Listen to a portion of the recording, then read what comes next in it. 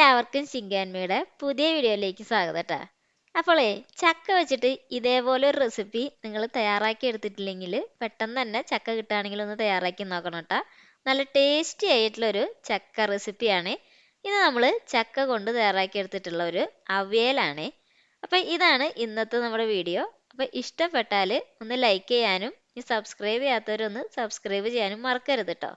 അപ്പോൾ നമുക്ക് വീഡിയോയിലേക്ക് കിടക്കാം. ഇതിനായിട്ട് ഇതേ നമ്മൾ ചക്കയൊക്കെ ഇവിടെ ചുള പറിച്ചെടുത്തിട്ടുണ്ട് കേട്ടോ. ഇനി ഇതിനുണ്ടല്ലോ ഇതിൻ്റെ കുരും അതുപോലെ തന്നെ ആ ഞൗണിയൊക്കെ ഒന്ന് കളഞ്ഞെടുക്കണം. ഇതേപോലെ ഒന്ന് എടുത്തിട്ട് ഇതേപോലെ തന്നെ നീളത്തിലൊന്ന് അരിഞ്ഞെടുക്കാം കേട്ടോ. അപ്പം നമ്മൾ അവിയലിനൊക്കെ അരിയില്ലേ നീളത്തിൽ, അതേ രീതിയിൽ തന്നെയാണ് കേട്ടോ അരിഞ്ഞെടുക്കേണ്ടത്.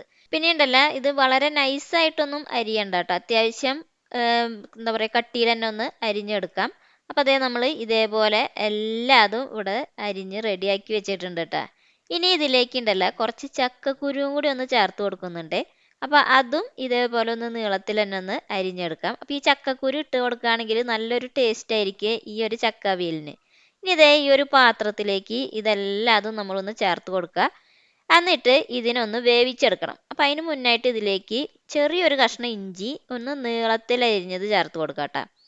അതുപോലെ തന്നെ ഒരു അല്ലി വെളുത്തുള്ളി അതും ഒന്ന് നീളത്തിൽ ഇതേപോലെ ഒന്ന് അരിഞ്ഞത് ഇട്ട് കൊടുക്കുന്നുണ്ട്. പിന്നെ ഇതിലേക്ക് ചേർത്ത് കൊടുക്കേണ്ടത് പച്ചമുളകാണ്.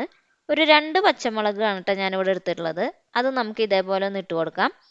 പിന്നെ ഇതിലേക്ക് ഉണ്ടല്ലോ 2 തണ്ട് കറിവേപ്പില അതൊന്ന് ചേർത്ത് കൊടുത്തതിന് ശേഷം ഉണ്ടല്ലോ ഇതിലേക്ക് കുറച്ച് പൊടികൾ ഇട്ട് കൊടുക്കാം. അപ്പം ആദ്യം തന്നെ കുറച്ച് മുളക് പൊടിയും പിന്നെ ഇട്ട് കൊടുക്കേണ്ടത് മഞ്ഞൾപ്പൊടിയാണ്.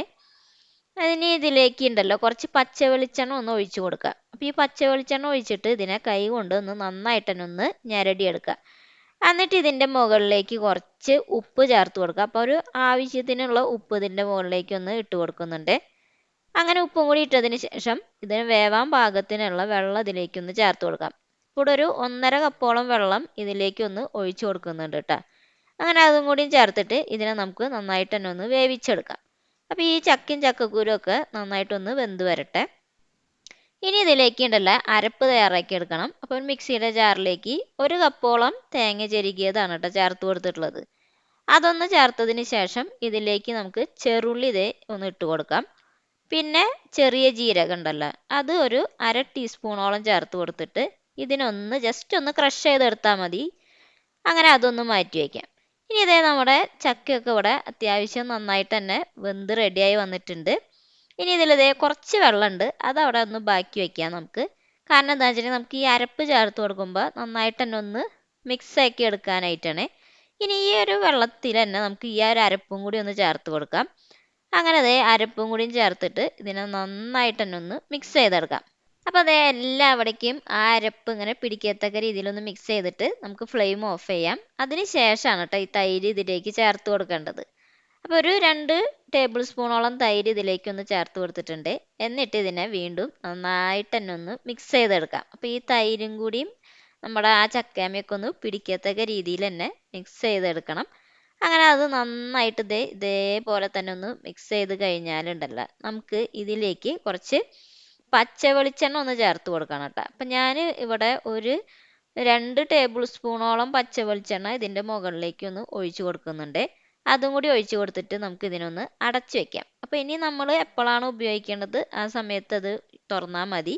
അങ്ങനെ നമ്മുടെ നല്ല അടിപൊളി ടേസ്റ്റി ആയിട്ടുള്ള ചക്ക അവിയൽ ഇവിടെ റെഡി ആയിട്ടുണ്ട് കേട്ടോ. അപ്പോൾ നോക്കി ഇങ്ങനെ ഇട്ട് കൊടുക്കുമ്പോൾ അതിങ്ങനെ സെപ്പറേറ്റ് ആയിട്ട് വന്ന് വേണം. അതാണ് ആ ഒരു അവിയലിൻ്റെ ഒരു പരുവെന്ന് പറയുന്നത്. അധികം കുഴഞ്ഞിരിക്കരുത്. ഇനി ഞാൻ ഇതിനെ ഒരു പാത്രത്തിലേക്കൊന്ന് മാറ്റി വയ്ക്കുകയാണ്. അപ്പോൾ നല്ല ടേസ്റ്റി ആയിട്ടുള്ള ഈ ഒരു നമ്മുടെ നാടൻ ചക്ക അവിയൽ റെസിപ്പി റെഡി ആയിട്ടുണ്ട്. അപ്പോൾ എല്ലാവരും ചക്ക കിട്ടുമ്പോൾ ഇതേപോലെ ഒന്ന് ട്രൈ ചെയ്ത് നോക്കണം കേട്ടോ. എല്ലാവർക്കും ഇഷ്ടപ്പെടുന്ന ഒരു അടിപൊളി റെസിപ്പിയാണ്. അപ്പോൾ നമുക്ക് അടുത്തൊരു അടിപൊളി വീഡിയോ ആയിട്ട് വീണ്ടും കാണാം. അപ്പോൾ അതുവരയ്ക്കും ഓക്കെ, ബൈ.